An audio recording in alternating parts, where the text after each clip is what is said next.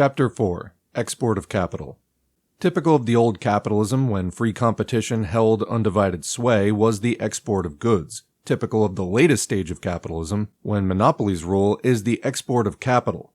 Capitalism is commodity production at its highest stage of development, when labor power itself becomes a commodity. The growth of internal exchange, and particularly of international exchange, is a characteristic feature of capitalism. The uneven and spasmodic development of individual enterprises, individual branches of industry, and individual countries is inevitable under the capitalist system. England became a capitalist country before any other, and by the middle of the 19th century, having adopted free trade, claimed to be the workshop of the world, the supplier of manufactured goods to all countries, which in exchange were to keep her provided with raw materials. But in the last quarter of the 19th century, this monopoly was already undermined. For other countries, sheltering themselves with so-called protective tariffs, developed into independent capitalist states. On the threshold of the 20th century, we see the formation of a new type of monopoly. Firstly, monopolist associations of capitalists in all capitalistically developed countries. Secondly, the monopolist position of a very few rich countries in which the accumulation of capital has reached gigantic proportions. An enormous surplus of capital has arisen in the advanced countries.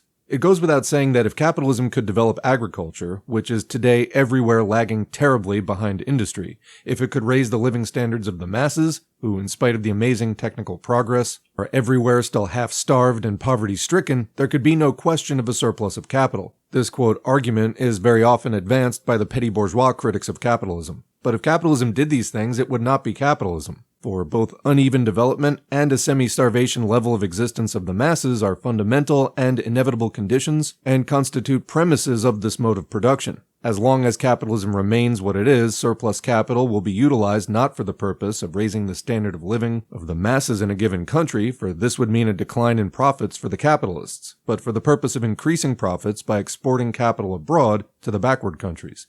In these backward countries, profits are unusually high, for capital is scarce, the price of land is relatively low, wages are low, raw materials are cheap. The export of capital is made possible by a number of backward countries having already been drawn into world capitalist intercourse. Main railways have either been or are being built in those countries, elementary conditions for industrial development have been created, etc.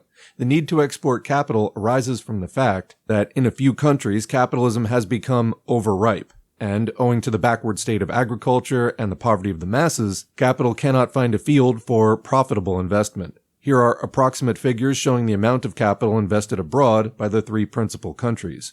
And there's a chart, capital invested abroad in billions of francs for Great Britain, France, and Germany in 1862, 1872, 1882, 1893, 1902, and 1914. For Germany, we only have numbers for the last 2 years, 12.5 and 44. For France, we have 10 for 1869, 15 for 1880, 20 for 1890, 27 to 37 for 1902, and 60 for 1914. For Great Britain, the six numbers are 3.6, 15, 22, 42, 62, and 75 to 100. Continuing, this table shows that the export of capital reached enormous dimensions only at the beginning of the 20th century. Before the war, the capital invested abroad by the three principal countries amounted to between 175 billion and 200 billion francs. At the modest rate of 5%, the income from this sum should reach from 8 billion to 10 billion francs a year, a sound basis for the imperialist oppression and exploitation of most of the countries and nations of the world, for the capitalist parasitism of a handful of wealthy states. How is this capital invested abroad distributed among the various countries? Where is it invested?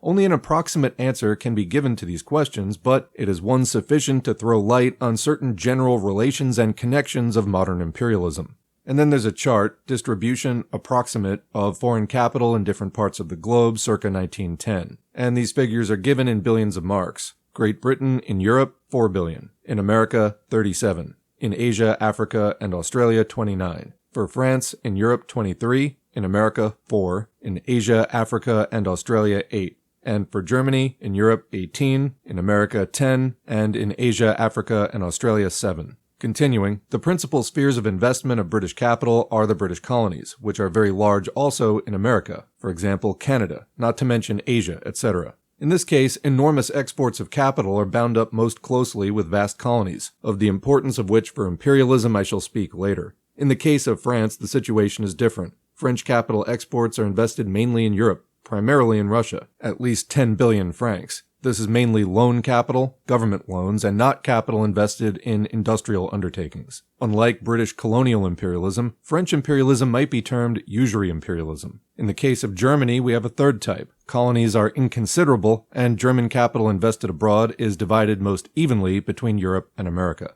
The export of capital influences and greatly accelerates the development of capitalism in those countries to which it is exported. While, therefore, the export of capital may tend to a certain extent to arrest development in the capitalist exporting countries, it can only do so by expanding and deepening the further development of capitalism throughout the world. The capital exporting countries are nearly always able to obtain certain advantages, the character of which throws light on the peculiarity of the epoch of finance capital and monopoly. The following passage, for instance, appeared in the Berlin Review, Die Bank, for October 1913. Quote, "A comedy worthy of the pen of Aristophanes is lately being played on the international capital market.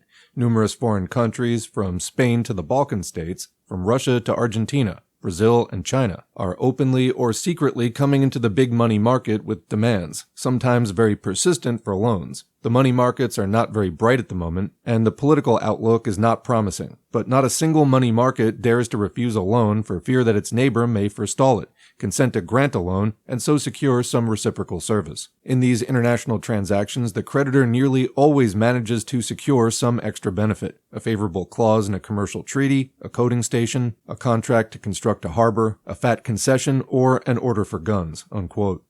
Finance capital has created the epoch of monopolies, and monopolies introduce everywhere monopolist principles. The utilization of so-called connections for profitable transactions takes the place of competition on the open market. The most usual thing is to stipulate that part of the loan granted shall be spent on purchases in the creditor country, particularly on orders for war materials, or for ships, etc. In the course of the last 2 decades, 1890 to 1910, France has very often resorted to this method.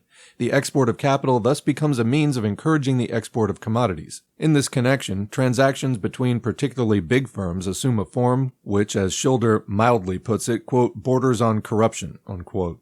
Krupp in Germany, Schneider in France, Armstrong in Britain are instances of firms which have close connections with powerful banks and governments, and which cannot be easily ignored when a loan is being arranged. France, when granting loans to Russia, squeezed her in the Commercial Treaty of September 16, 1905, stipulating for certain concessions to run till 1917.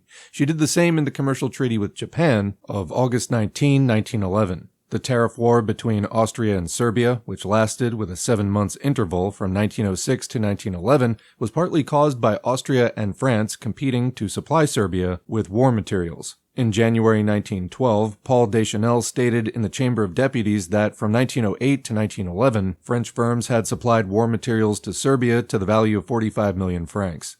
A report from the Austro-Hungarian consul at Sao Paulo, Brazil states, quote, "The Brazilian railways are being built chiefly by French, Belgian, British, and German capital. In the financial operations connected with the construction of these railways, the countries involved stipulate for orders for the necessary railway materials," unquote. Thus, finance capital, literally one might say, spreads its net over all countries of the world. An important role in this is played by banks founded in the colonies and by their branches. German imperialists look with envy at the, quote, "old colonial countries," which have been particularly, quote, "successful in providing for themselves in this respect." In 1904, Great Britain had 50 colonial banks with 2,279 branches. In 1910, there were 72 banks with 5,449 branches. France had 20 with 136 branches. Holland, 16 with 68 branches. And Germany had, quote, "only 13 with 70 branches." The American capitalists, in their turn, are jealous of the English and German. Quote, "In South America," they complained in 1915, 5 German banks have 40 branches, and 5 British banks have 70 branches. Britain and Germany have invested in Argentina, Brazil, and Uruguay in the last 25 years approximately $4 billion, and as a result together enjoy 46% of the total trade of these 3 countries. Unquote. And there's a footnote. This is from the Annals of the American Academy of Political and Social Science, Volume 59, May 1915. In the same volume, we read that the well-known statistician Page, in the last issue of the financial magazine The Statist, estimated the amount of capital exported by Britain, Germany, France, Belgium, and Holland at $40 billion, i.e. 200 billion francs. Back to the main text. The capital-exporting countries have divided the world among themselves in the figurative sense of the term, but finance capital has led to the actual division of the world.